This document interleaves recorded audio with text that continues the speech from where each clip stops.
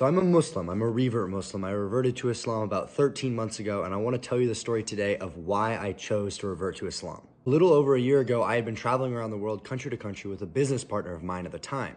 And my business partner ended up actually being a Muslim, and he was Pakistani. We had just gotten done with a 1.5-month trip while we were in Turkey, and we were deciding where should we go next. He told me that he has family back home in Pakistan and he'd like to go see them. And he's like, hey, do you want to come with me to Pakistan? I said, sure. You know what? I've never been. I'm a white man from America. Let's go try it out. So we ended up arriving in Pakistan, and once I got there, I noticed something very different. The people. This was the first real Islamic country that I had ever been in, and immediately, as much as I was a foreigner, everyone started treating me like family. It really intrigued me how hospitable everybody was. Everybody wanted me to come have dinner at their house. Everybody wanted me to come to their local events. Everybody wanted to shake my hand and get to know me. And I wasn't a Muslim, and I wasn't Pakistani, so I wasn't quite sure why they were being so nice to me. And I'm a very naturally curious person, so at the same time, I had been asking my Muslim friend a lot of questions. You know, what about this? What about that? The answers he would give me and how people were treating me at the local mosque really is what started to make me want to look into the religion. So I decided to pick up a Quran. I started reading that, as well as I started asking my friend a lot more questions, and I started praying at the mosque 2 to 3 times a day. About 2 weeks later, every single time that I got done praying, I felt this really beautiful feeling. I felt at peace in a place that I didn't even speak the same language as anybody. It got to a point that after every single time I'd pray Fajr, I sat there in the mosque while the Imam was giving a talk, and I kept going,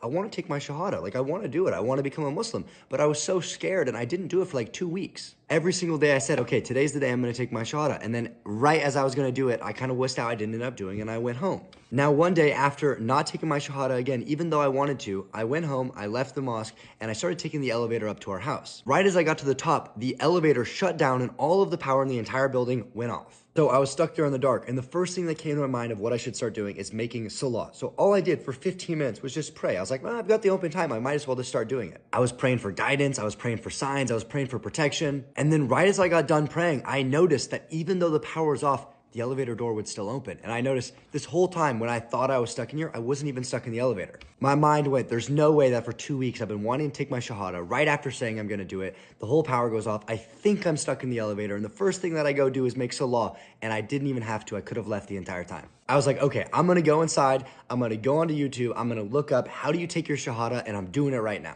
And that's what I did. I literally Googled it, took my Shahada, recited what they were telling me on YouTube, told my friend, and then the next day we did it formally in the mosque. We had a whole celebration, and it was an amazing experience.